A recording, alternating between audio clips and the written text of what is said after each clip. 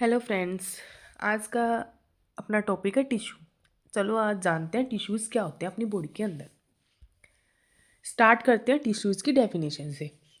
तो टिश्यू की डेफिनेशन क्या है? A tissue is a group of cell that have similar structure and function. Tissue क्या है? उन सेल्स का ग्रुप है जिनके स्ट्रक्चर और जो फंक्शंस होते हैं वो सिमिलर होते हैं, एक जैसे होते हैं। उन सेल्स के ग्रुप को क्या कहते हैं? टिश्यू कहते हैं। In the human body, tissues combine to form organ and organ to form अपनी बॉडी के अंदर टिश्यूज मिलकर क्या बनाते हैं? ऑर्गन। और ऑर्गन्स मिलकर क्या बनाते हैं? पूरा सिस्टम बनाते हैं। देखो, आप लोगों ने सेल्स में देखा होगा कि सेल सिंगल सेल है। सेल सेल ये बहुत सारी सेल्स जो होती हैं ये इकट्ठी हो जाती हैं। इन्होंने क्या same structural and same function करने वाली सेल्स के ग्रुप को क्या कहते हैं? टिश्यू कहते हैं। ये सिंगल सेल है। देन इन टिश्यूज से क्या मिलता है? ये बहुत सारे टिश्यूज, एक जैसे टिश्यूज मिलकर क्या बनाते हैं? पूरा ऑर्गन बनाते हैं। क्या बनाते हैं? पूरा ऑर्गन। अब इस ऑर्गन से क्या बनता है? ऑर्गन से पूरा सिस्टम बनता है और सिस्टम से अपनी ह्यूमन बॉडी का निर्माण होता है पूरा। बॉडी के अंदर चार प्रकार के टिश्यूज पाए जाते हैं। तो मेजर प्रकार के टिश्यूज कौन कौन से होते हैं? Epithelial tissue, connective tissue, muscular tissue और नर्वस टिश्यू। तो सबसे पहले अपन देखते हैं एपिथेलियल टिश्यू क्या होता है। एपिथेलियल टिश्यू जो होता है ये a tissue that cover body surface lines internal organ and from glands. ये वो टिश्यू होता है जो अपनी बॉडी सरफेस को कवर करके रखता है। इंटरनल ऑर्गन्स जो होती हैं, जो होलो मस्कुलर ऑर्गन्स जो होते हैं उन इंटरनल ऑर्गन्स की वॉल्स, उनको लाइनिंग वहाँ पाया जाता है। और ग्लैंड्स के अंदर पाया जाता है, क्योंकि ग्लैंड्स भी होलो मस्कुलर ही होती हैं अपनी। ओके, तो इस टिश्यू के अंदर कुछ स्पेसिफिक करेक्टरिस्टिक्स प्रेजेंट होते हैं। तो स्पेसिफिक करेक्टरिस्टिक्स में क्या होता है? सबसे पहला टाइटली पैक्ड। मतलब इस टिश्यू की जो सेल्स होती हैं वो टाइटली पैक्ड रहती हैं, आपस में चिपकी रहती हैं। ये जो चिपकी रहती हैं, इन सेल्स की एक प्रॉपर्टी होती है कि ये एक म्यूकोप्रोटीन नामक सब्सटेंस द्वारा आपस में इस टिश्यू की सेल्स जो होती हैं वो आपस में चिपकी हुई रहती हैं। नेक्स्ट कि नो ब्लड सप्लाई, इस टिश्यू के अंदर ब्लड सप्लाई नहीं पाई जाती। Next rest on basement membrane. एक खास बात ये भी है कि इस टिश्यू के अंदर बेसमेंट मेम्ब्रेन पाई जाती है। कहने का मतलब ये जो चीज़ है ना, ये क्या है? बेसमेंट मेम्ब्रेन है। इस टिश्यू के अंदर इसी बेसमेंट मेम्ब्रेन के ऊपर जो सेल्स होती हैं, ये जो सेल्स डायग्राम में दे रखी है, इन बेसमेंट मेम्ब्रेन के ऊपर ये सेल्स प्रेजेंट होती हैं। नेक्स्ट है high regeneration capacity. High regeneration capacity क्या होता है? कि भाई ये जो टिश्यू है, इस टिश्यू के अंदर अगर इस टिश्यू की सेल्स अगर डैमेज हो जाए या डेड हो जाए, तो ऐसा कुछ भी हो, तो ये इस टिश्यू के अंदर क्या बोलते हैं? हाई रीजनरेशन कैपेसिटीज पाई जाती है। मतलब जल्दी से ये टिश्यू उस चीज़ को रिपेयर कर देता है और दोबारा से वहाँ पे न्यू सेल का डेवलपमेंट हो जाता है। तो इसके फंक्शंस होते हैं कि काम क्या क्या करता है भाई? प्रोटेक्शन का काम करता है, एब्जॉर्प्शन का करता है, सिक्रीशन का करता है, फिल्ट्रेशन का करता है, सेंसेशन का। ये इसके क्या है? काम है। नेक्स्ट देखते हैं कि एपिथेलियल टिश्यू कितने प्रकार का होता है। देखो, एपिथेलियल टिश्यू को अपन ने दो चीज़ों में लिया है, based on layer and based on shape. Layer के आधार पर टिश्यू कितने प्रकार का है और शेप के आधार पर टिश्यू कितने प्रकार का है। तो सबसे पहले अपन देखते हैं बेस्ड ऑन लेयर। तो लेयर के अंदर क्या है? पहला है सिंपल एपिथीलियम। ये जो सिंपल एपिथीलियम टिश्यू जो होता है, स्किन टिश्यू की के अंदर बेसमेंट मेम्ब्रेन पाई जाती है। ठीक है, क्या पाई जाती है? Basement membrane. इन बेसमेंट मेम्ब्रेन पर इन टिश्यू की सेल जो होती है वो सिंगल लेयर में अरेंज रहती है। ओनली सिंगल लेयर में अरेंज रहती है, बीच में न्यूक्लियस पाया जाता है। ठीक है, तो ये कौन सा होता है? Simple epithelial tissue. फिर आता है stratified epithelial tissue. Stratified epithelial tissue के अंदर क्या होता है? इस टिश्यू की जो लेयर्स होती हैं, पहली चीज़ तो बेसमेंट मेम्ब्रेन एब्सेंट होती है। बेसमेंट मेम्ब्रेन क्या होती है? एब्सेंट होती है। दूसरी चीज़ कि इस टिश्यू के अंदर जो सेल्स जो होती है वो मल्टीपल लेयर्स में प्रेजेंट होती है। सिंपल एपिथेलियम के अंदर बेसमेंट मेम्ब्रेन के ऊपर सिंगल लेयर में सेल प्रेजेंट थी। स्ट्रेटिफाइड एपिथेलियम टिश्यू के अंदर बेसमेंट मेम्ब्रेन एब्सेंट होती है, लेकिन लेयर सेल्स होती हैं वो मल्टीपल लेयर्स में प्रेजेंट होती हैं। इस तरीके से मल्टीपल लेयर्स में सेल्स एक दूसरे के ऊपर नीचे इस तरीके से प्रेजेंट होती हैं। क्लियर। फिर लास्ट है सूडो स्ट्रेटिफाइड एपिथेलियल टिश्यू। अब ये सूडो स्ट्रेटिफाइड एपिथेलियल टिश्यू क्या होता है भाई? ये टिश्यू क्या है, देखा जाए तो एक तरीके से चोर जैसा ही है भाई। कैसे भाई? बना होता है सिंगल लेयर से, ठीक है, दिखावा बोल लो, इस तरीके से कुछ बोल लो इसको, बना होता है सिंगल लेयर से ही बना होता है, लेकिन दिखने में कैसा होता है, ऐसे लगता है कि बहुत सारी लेयर प्रेजेंट है इस टिश्यू के अंदर, लेकिन ऐसा नहीं होता। ये बना होता है appear layered but is not, दिखाई देता है लेयर्स में, लेकिन बना होता है सिर्फ सिंगल लेयर से। ठीक है। नेक्स्ट है बेस्ड ऑन शेप। अब शेप के आधार पर स्क्वैमस एपिथेलियल टिश्यू जो होता है, इस टिश्यू की जो सेल की जो शेप होती है वो फ्लैट होती है, चपटी टाइप होती है, इस तरीके से फ्लैट शेप होती है। ठीक है। इस टिश्यू की जो शेप होती है वो फ्लैट होती है। नेक्स्ट है क्यूबॉइडल। क्यूबॉइडल एपिथेलियल टिश्यू जो होता है, इस टिश्यू के अंदर बेसमेंट तो प्रेजेंट होगी, सॉरी हम बेसमेंट तो क्या होंगी, बेसमेंट लेयर तो प्रेजेंट होगी, लेकिन इस टिश्यू की जो सेल्स होगी वो क्यूब शेप्ड होगी। क्यूब शेप्ड इस जैसे, क्यूब शेप्ड इस टिश्यू की जो सेल्स होगी वो क्यूब शेप्ड होगी।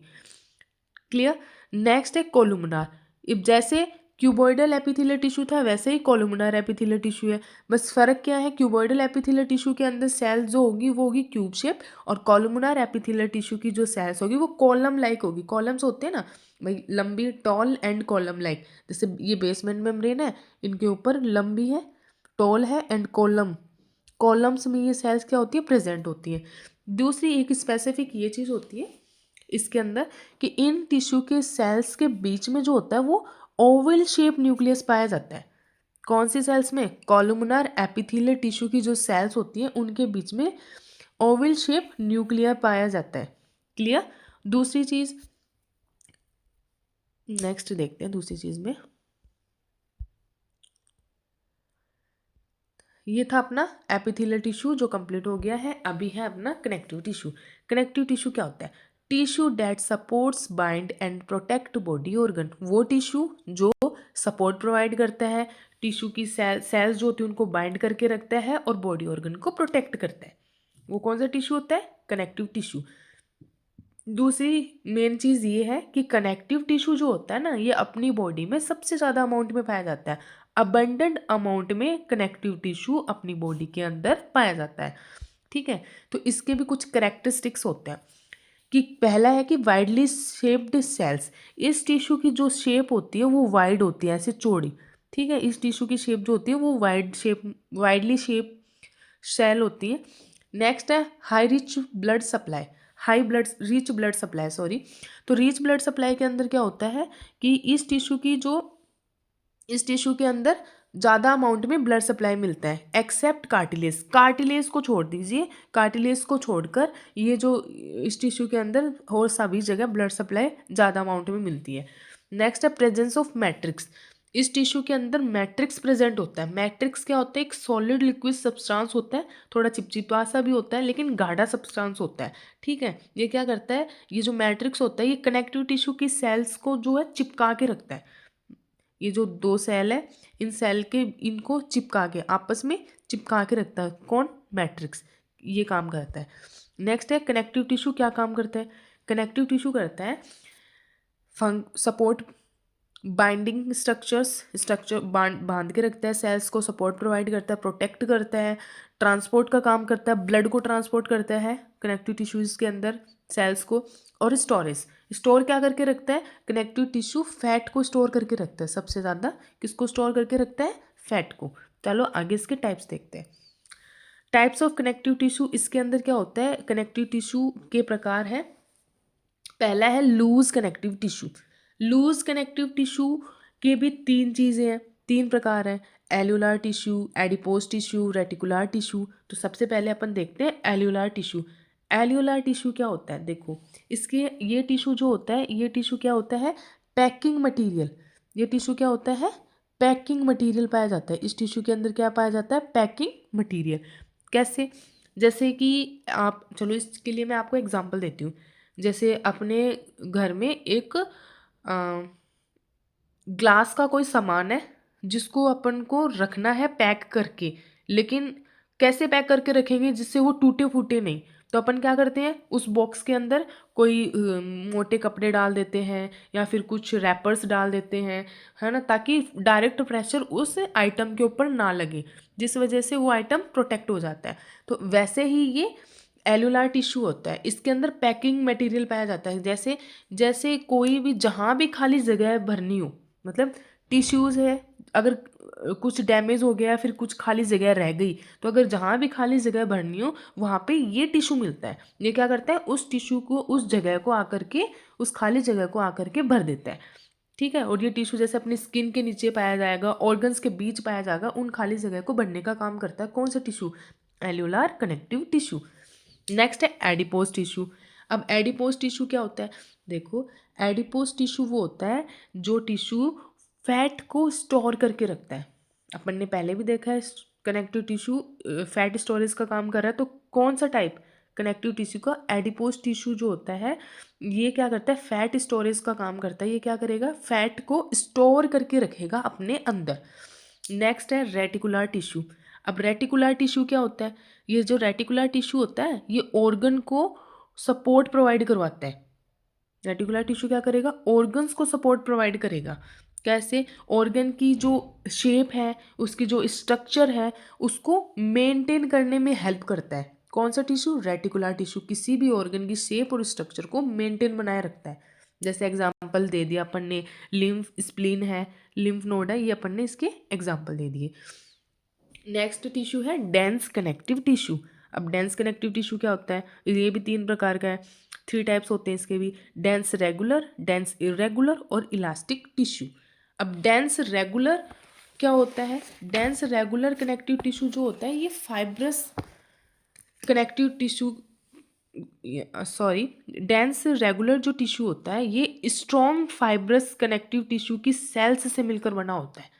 डेंस रेगुलर में क्या होता है, स्ट्रॉन्ग फाइब्रस कनेक्टिव टिश्यू की सेल्स पाई जाती हैं जिससे मिलकर ये बना होता है। जैसे एग्जाम्पल दिया है टेंडन्स एंड लिगामेंट। भाई टेंडन्स क्या करते हैं, टेंडन्स क्या है, प्रोटीन के बने फिलामेंट्स होते हैं। ठीक है, लिगामेंट्स भी फिलामेंटस स्ट्रक्चर होती है। टेंडन्स क्या करते हैं, टेंडन्स क्या करते हैं, मसल को बोन से, क्या करते हैं, मसल को बोन से अटैच्ड करवाते हैं, अटैच करवाते हैं मसल को बोन से। वो कौन करता है, टेंडेंस। लिगामेंट क्या करते हैं, ligament bone to bone attach करवाते हैं। लिगामेंट क्या करते हैं, बोन को बोन से जोड़ने का काम करते हैं, वो होते हैं लिगामेंट। भी कहने का मतलब ये है, मसल्स और बोन के बीच में पाए जाते हैं टेंडन्स, और बोन के बीच में पाए जाते हैं लिगामेंट्स। नेक्स्ट है डेंस इरेगुलर। डेंस इरेगुलर क्या होता है, ये प्रोटेक्टिव एंड सपोर्टिव टिश्यू होते हैं। ये कनेक्टिव टिश्यू के प्रोटेक्टिव और सपोर्टिव टिश्यू होते हैं। इस टिश्यू के अंदर, डेंस इरेगुलर टिश्यू के अंदर ड्यूरेबिलिटी पाई जाती है। क्या पाई जाती है, ड्यूरेबिलिटी।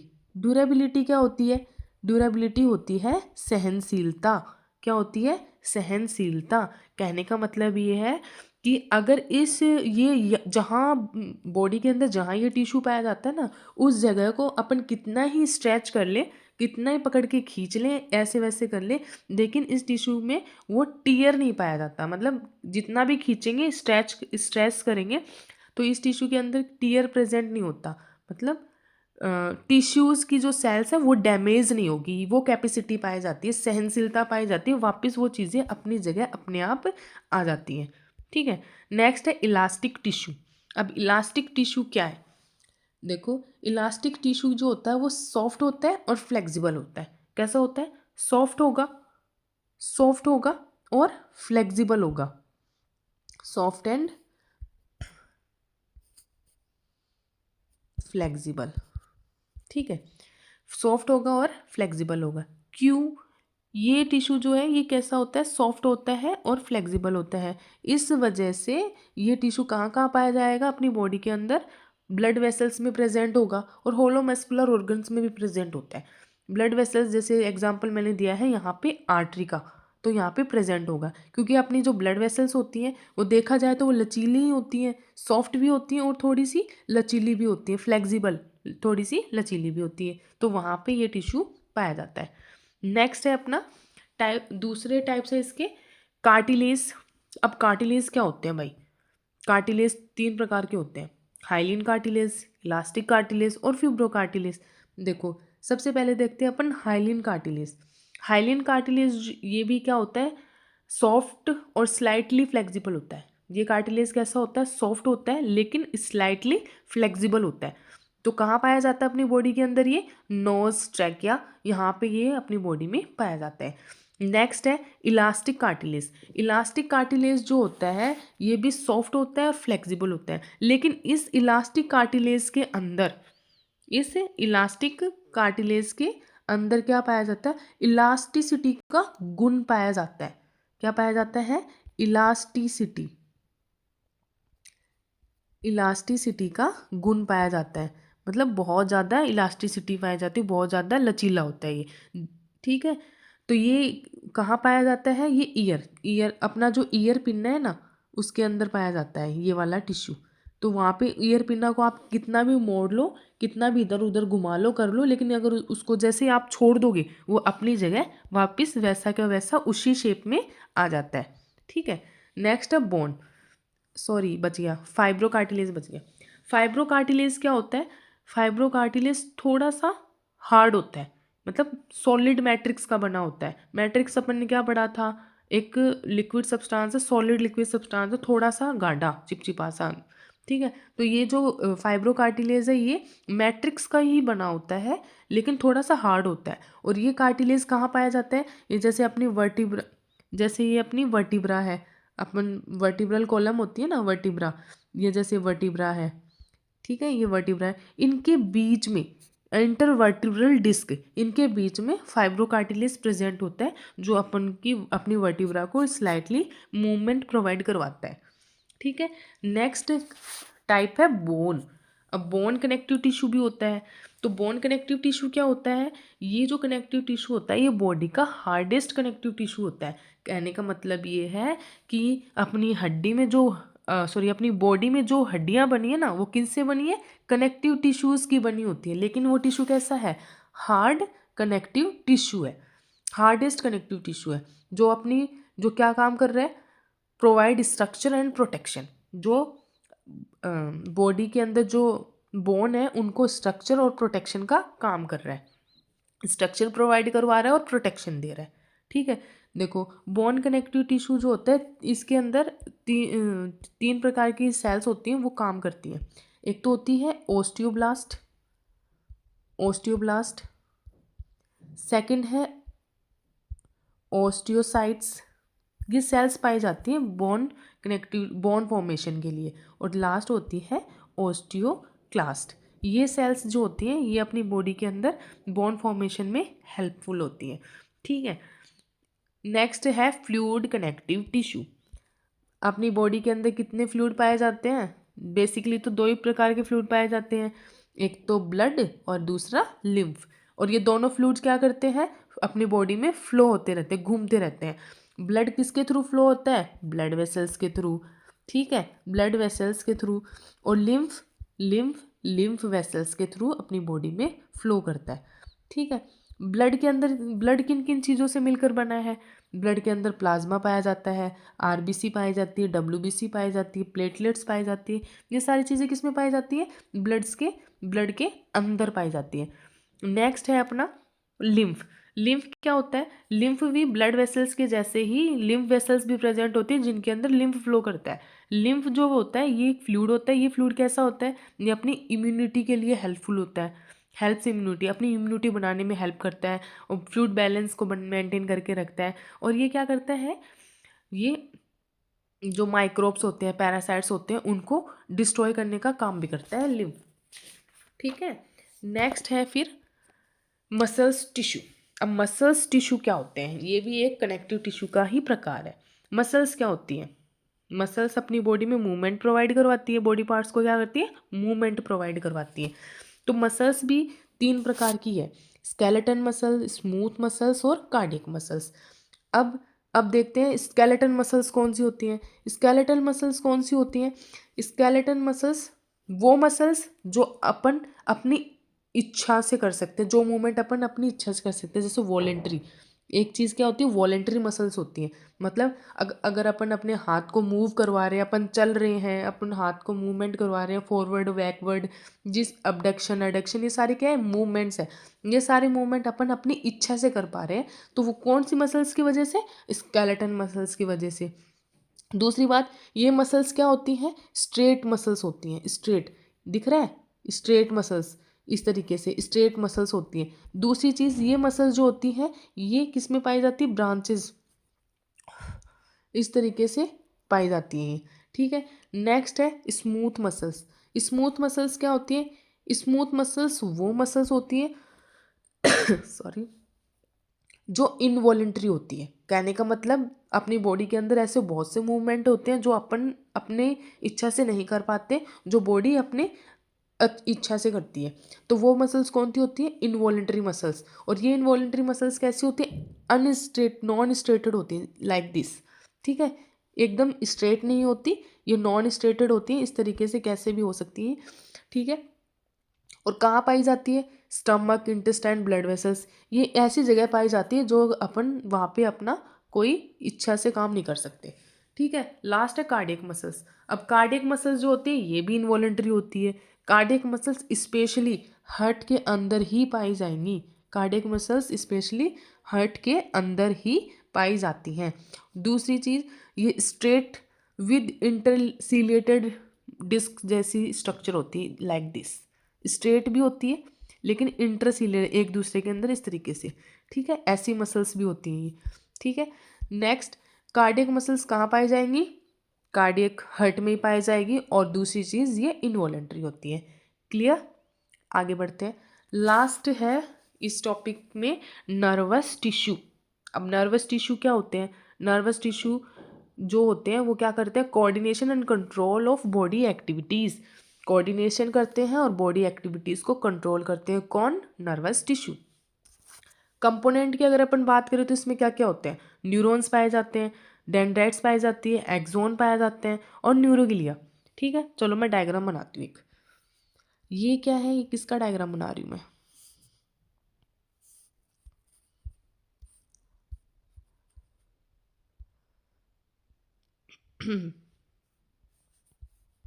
ये बना रही हूँ मैं डेंड्राइट्स।